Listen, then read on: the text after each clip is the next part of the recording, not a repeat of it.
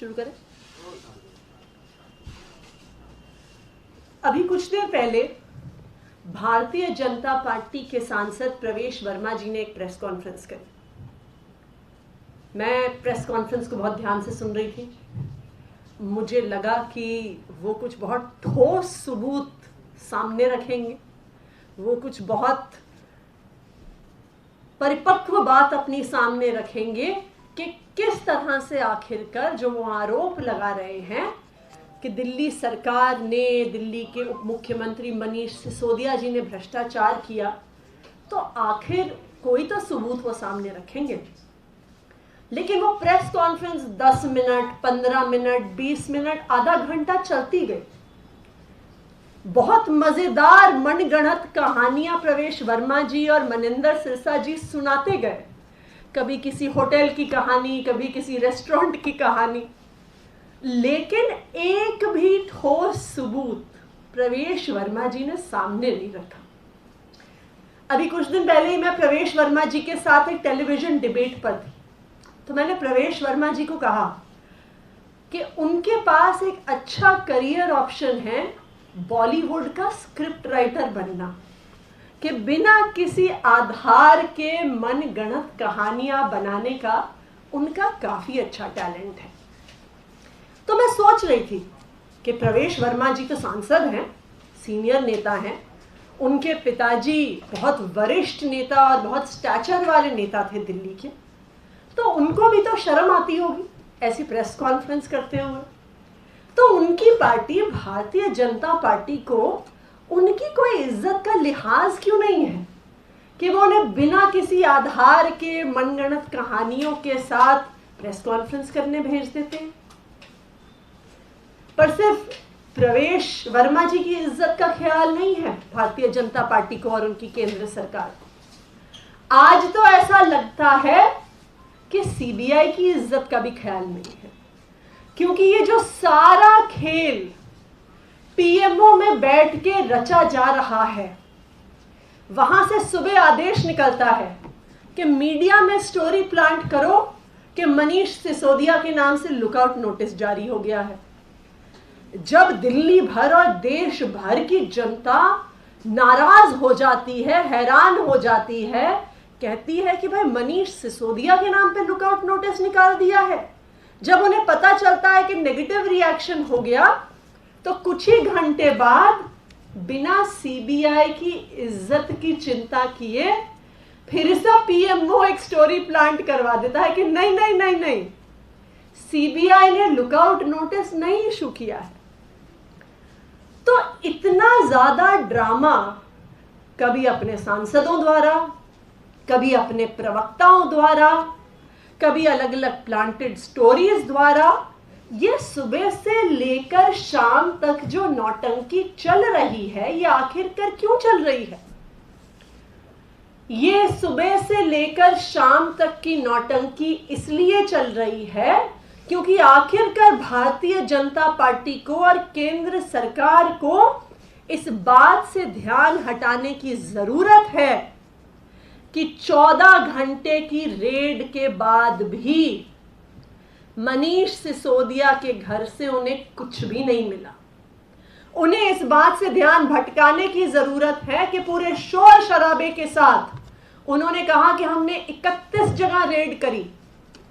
पूरे शोर शराबे के साथ वो दिल्ली के उप मुख्यमंत्री मनीष सिसोदिया जी के घर आए, वहां पर 14 घंटे रुके, लेकिन 14 घंटे के बाद भी सीबीआई के पास दिखाने के लिए कुछ नहीं था। सीबीआई और ईडी वो एनफोर्समेंट एजेंसीज जो पैसों के और नोटों के पहाड़ बनाती हैं, उनकी रंगोलियां बनाती हैं, जरा आज बताएं तो सही कि मनीष सिसोदिया के घर से कितने पैसे मिले। बताएं तो सही कि घर के अलग अलग हिस्से से भी जो उन्होंने 10-10 रुपए, 100-100 रुपए के भी नोट इकट्ठे कर लिए, मंदिर में चढ़ाए हुए पैसे तक गिन लिए, तो आखिरकार मनीष सिसोदिया जी के घर से कितने पैसे मिले। सीबीआई बताए तो सही कि कितने सोने के बिस्कुट मिले उन्हें मनीष सिसोदिया जी के घर से। सीबीआई आखिर बताए तो सही कि कितनी संपत्ति के कागज मिले मनीष सिसोदिया के नाम पे, उनके परिवार वालों के नाम पे, उनके रिश्तेदारों के नाम पे, जो 14 घंटे उन्होंने रेड करी। आज पूरा देश ये सवाल पूछ रहा है कि 14 घंटे की रेड के बाद क्या मिला, कुछ बताओ तो सही। लेकिन सीबीआई के पास कुछ जवाब नहीं है और इसलिए इस बात को छुपाने के लिए अपने अलग अलग सांसदों से प्रेस कॉन्फ्रेंस करवाए जा रहे हैं, उनसे मनगढ़ंत कहानियां बनवाए जा रहे हैं, सीबीआई के बारे में अलग अलग स्टोरियां प्लांट करवाए जा रहे हैं। क्यों? क्योंकि आज केंद्र सरकार को भी पता है कि पूरे देश के सामने उनकी फजीहत हो गई है। आज भारतीय जनता पार्टी के प्रवक्ताओं को भी पता है कि उनकी फजीहत हो रही है, क्योंकि उन्हें रोज सुबह स्क्रिप्ट मिलता था। स्क्रिप्ट ये कहता था कि 8,000 करोड़ का घोटाला हुआ, 10,000 करोड़ का घोटाला हुआ, 2,000 करोड़ का घोटाला हुआ। वो जितना भी नीचे आए वो 144 करोड़ और 30 करोड़ तक तो पहुंच ही जाते थे रोज। हर रोज की स्क्रिप्ट में कभी 8,000 करोड़, कभी 2,000 करोड़, कभी 144 करोड़, कभी 30 करोड़। आज भारतीय जनता पार्टी के प्रवक्ताओं के पास भी मुंह छुपाने की जगह नहीं है, क्योंकि उनकी ही केंद्र सरकार की एजेंसी सीबीआई का एफआईआर कुल मिला के कह रहा है कि शायद 1 करोड़ का भ्रष्टाचार हुआ है।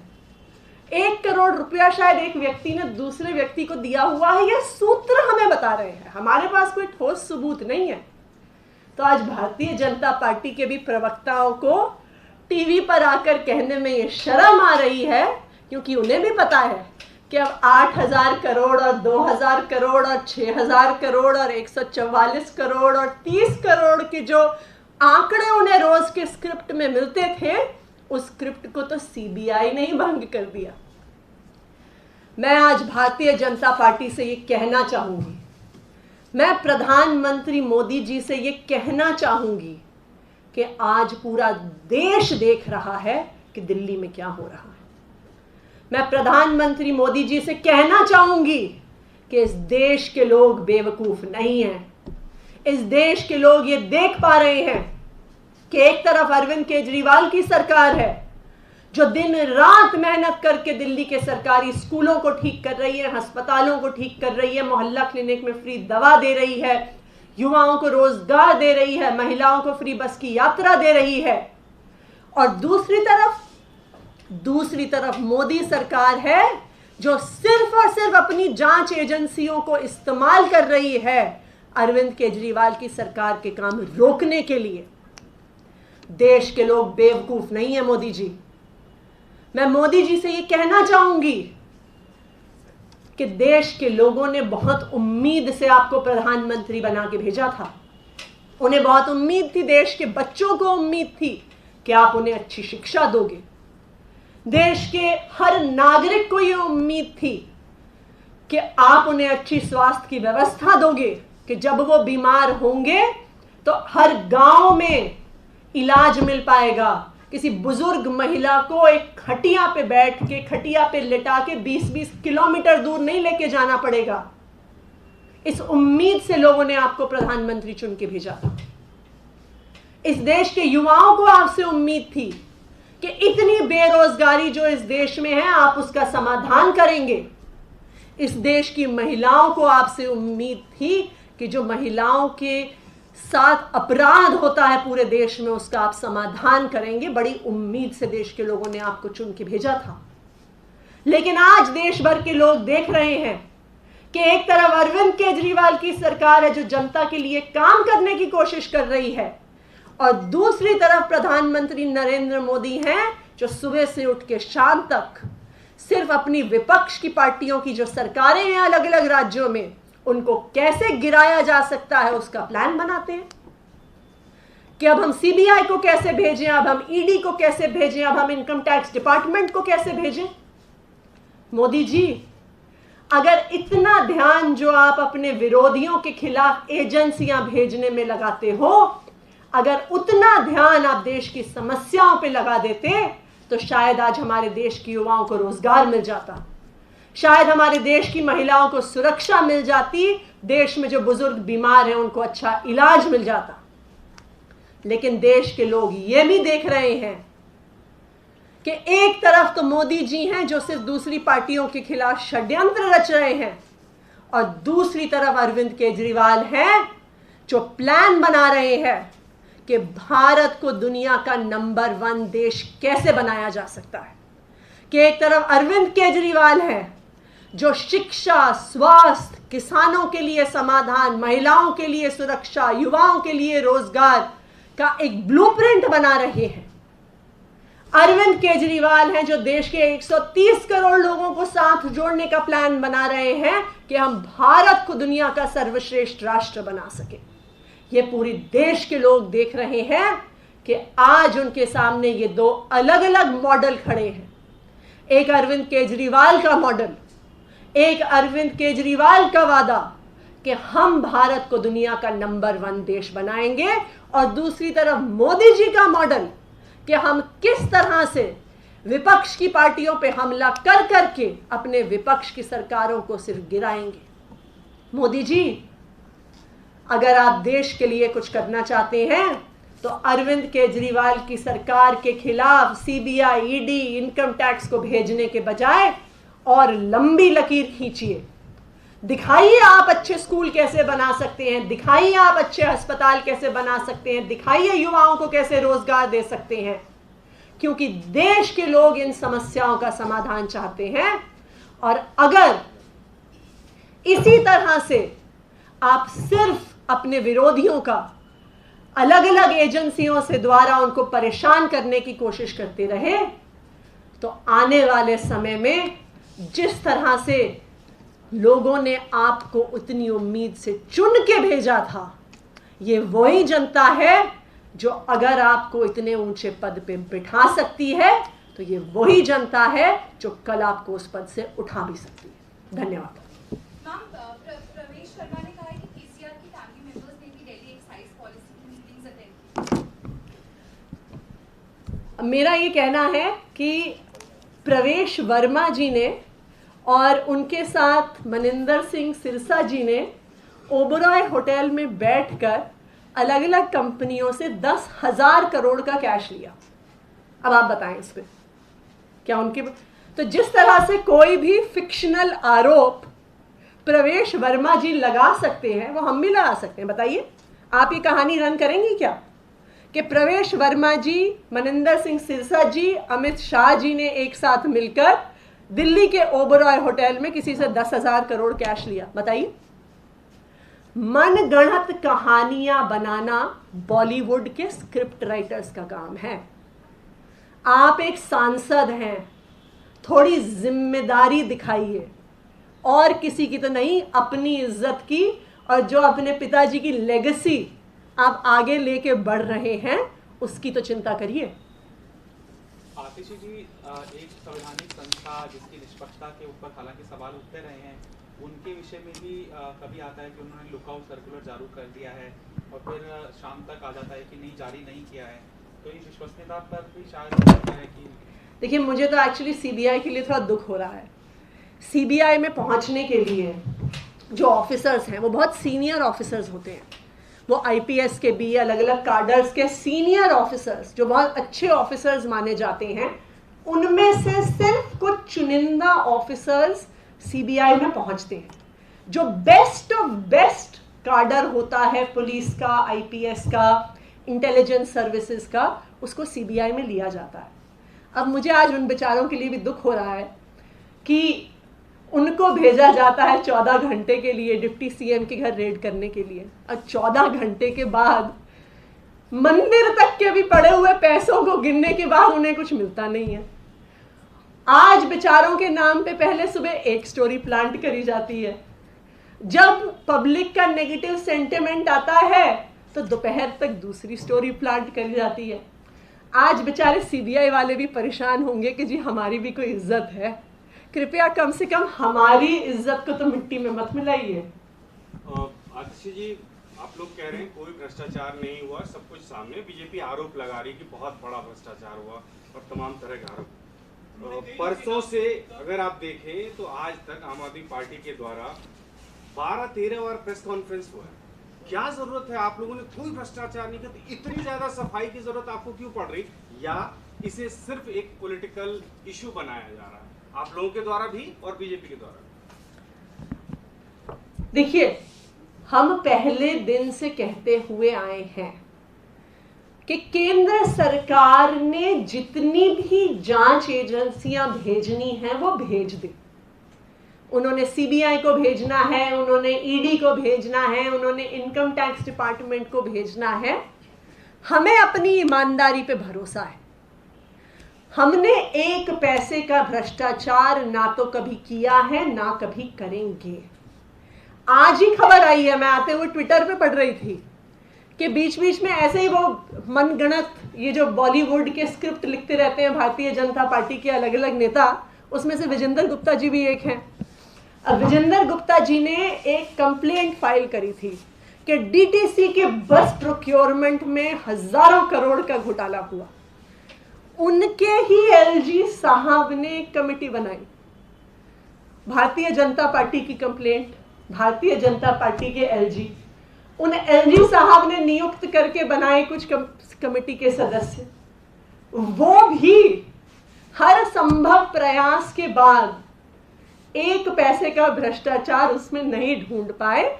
उन्होंने भी आज ये लिखित में दे दिया है कि बस प्रोक्योरमेंट में कोई भी घोटाला नहीं है। तो आम आदमी पार्टी, दिल्ली सरकार किसी भी प्रकार की जांच के लिए तैयार है और किसी भी प्रकार की जांच के लिए तैयार रहेंगे। लेकिन अगर कोई हम पे झूठे और मनगढ़ंत आरोप लगाएगा तो उसका भी हम मुंह तोड़ जवाब देते आए हैं और मुंह तोड़ जवाब देते रहेंगे। उन्होंने कई लोग के नाम लिए जिनका नाम एफआईआर में और सीधे तौर पे जुड़ा, आपसे भी जुड़ा, सौरभ भारद्वाज से और बाकी नेताओं से। कि आप लोग बताएं कि उनके साथ संबंध क्या है? खासकर विजय नायर का उन्होंने नाम लिया, दिनेश बोरा का नाम लिया। तो वे खुल के कह रहे हैं कि आप इसका स्पष्टीकरण दें कि क्या संबंध है, अगर कुछ गलत नहीं हुआ है। देखिए, बहुत इंटरेस्टिंग बात है। अब उनकी समस्या ये है कि जो उनको पिछले 1 महीने से स्क्रिप्ट मिला हुआ था, अब वो स्क्रिप्ट तो फेल हो गया। वो स्क्रिप्ट था 8,000 करोड़ का घोटाला, 2,000 करोड़ का घोटाला, 1100 करोड़ का घोटाला। वो घोटाला बहुत नीचे भी आता था तो 144 करोड़ और 30 करोड़ का तो हो ही जाता था। और रोज भारतीय जनता पार्टी के नेता कागज लेके बैठते थे और कहते थे ये 144 करोड़ कहां गए, ये घोटाला है। फिर सीबीआई ने एफआईआर भी कर दी और उस एफआईआर में 8,000 करोड़ छोड़िए, 1100 करोड़ छोड़िए, 144 करोड़ भी छोड़िए, बेचारे 30 करोड़ तक कभी मेंशन नहीं था। इतनी लंबी एफआईआर के बाद भी सिर्फ सूत्रों के हवाले से सीबीआई ये कह पाई कि शायद 1 करोड़ रुपए एक किसी बिजनेस ने दूसरे किसी बिजनेस को दिए हैं। तो इसको क्या कहते हैं? इसको कहते हैं खोदा पहाड़ निकली चुहिया। कि कहां 8,000 करोड़ से बात शुरू हुई और कहां सूत्रों के हवाले से 1 करोड़ तक रह गई। तो भारतीय जनता पार्टी की समस्या क्या है कि उनका जो 1 महीने से स्क्रिप्ट चलता आ रहा था, अब वो स्क्रिप्ट तो सीबीआई ने बंद कर दिया, तो इसलिए उन्हें कुछ तो नई कहानियां चाहिए। अब वो 2-4 दिन तक और ही कहानियां चलाएंगे। फिर उसके बाद जब सीबीआई की जांच आगे बढ़ेगी और वहां पर भी कुछ नहीं मिलेगा तो वो हो सकता है कि 2-3 हफ्ते बाद कुछ और नई कहानियां सुनाएंगे।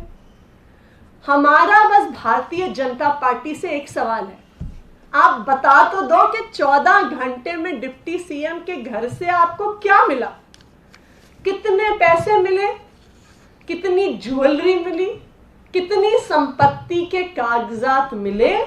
इससे ही सारा दूध का दूध पानी का पानी हो जाएगा। हर आरोप का खुलासा इतनी सी बात में है कि अगर ये हजारों करोड़ का घोटाला हुआ तो भाई पैसे गए कहां? कहीं तो होंगे। 31 जगह रेड कर लिया आपने, देश के अलग अलग हिस्सों में रेड कर लिया आपने, कहीं तो मिले होंगे। खा गए क्या हम लोग? पचा गए, धरती में गाड़ दिए।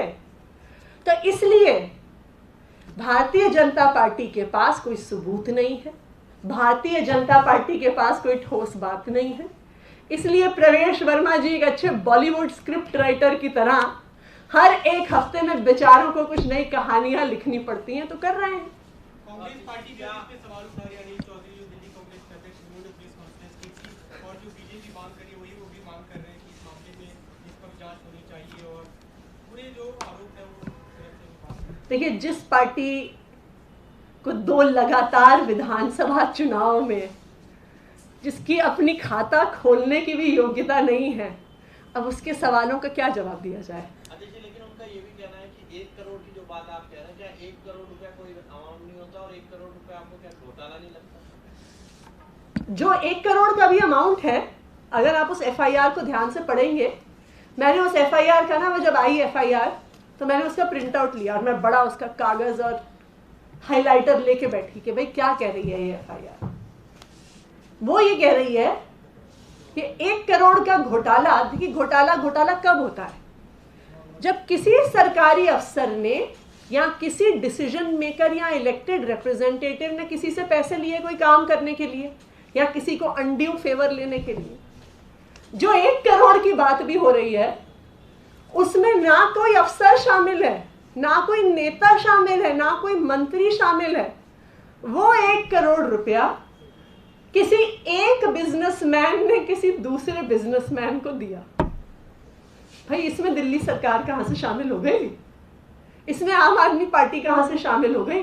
अब किसी एक बिजनेसमैन ने किसी दूसरे बिजनेसमैन को पैसा दिया, वो भी बैंकिंग चैनल्स के माध्यम से, तो आप उनसे पूछिए, दिखा दें वो अपनी कागज पत्री कि उनका क्या ट्रांजैक्शन हुआ था। ये मनीष सिसोदिया या दिल्ली सरकार या आम आदमी पार्टी का इसमें क्या लेना देना है, ये इस सवाल का जवाब अभी तक कोई मुझे दे नहीं पाया। उसी FIR में 2 से 4 करोड़ रुपए हाँ। कैश का भी जिक्र है। जी, ये भी उसमें बड़ी इंटरेस्टिंग बात और है। ये भी कहा जा रहा है कि मनीष सिसोदिया के करीबी लोगों के द्वारा हाँ। वो पैसा जो है वो भी बहुत, वो हाँ, वो दूसरा आरोप उसमें ये है सूत्रों के हवाले से। वो भी पहला भी सूत्रों के हवाले से कि एक बिजनेसमैन ने दूसरे बिजनेसमैन को 1 करोड़ रुपए बैंक से दिए। दूसरा आरोप कि X व्यक्ति ने Y व्यक्ति से 2 से 4, उनको अमाउंट भी वो किसी Z व्यक्ति के बिहाफ पर पैसे उठाए। उसमें कोई उसमें तारीख नहीं, कोई उसमें सबूत नहीं, कोई उसमें गवाह नहीं।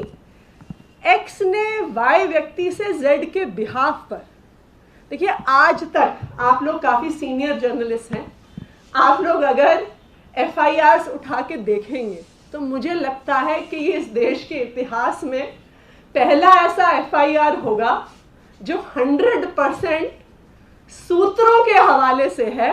उसमें एक भी सबूत उस पूरे FIR में कहीं नहीं दिया हुआ कि क्या रॉन्ग डूइंग हुई और किसने करी। लेकिन फिर भी हम शुरू से ही कहते आए हैं, आपने जो जांच करनी है कर लीजिए। अभी आपने CBI भेजी है, अब सूत्रों के हवाले से ये भी खबर आ रही है कि अब आप ED को भेजने वाले हैं, ED भी जांच कर ले। अब मैं ED से भी जानना चाहूंगी, पहले तो CBI से मैं ये जानना चाहती हूँ कि कितने पैसे मिले आपको मनीष सिसोदिया जी के घर से, क्योंकि जहां तक मुझे खबर है उन्होंने मंदिर में भी जितने नोट पड़े हुए थे 2-4 उनको भी गिन डाला। तो आज CBI कम से कम सामने आके डिक्लेयर तो करे देश के सामने कि 14 घंटे की रेड के बाद क्या मिला। तो उसके बाद जब ED भी रेड करेगी कल, तो ED भी बताए कि क्या मिला उनको। CBI ने तो 31 जगह छापे मार लिए, कुछ तो मिला होता, कुछ तो ढेर बनाया होता उन्होंने, कुछ नोटों की रंगोली बनाई होती अगर उन्हें कुछ मिला होता।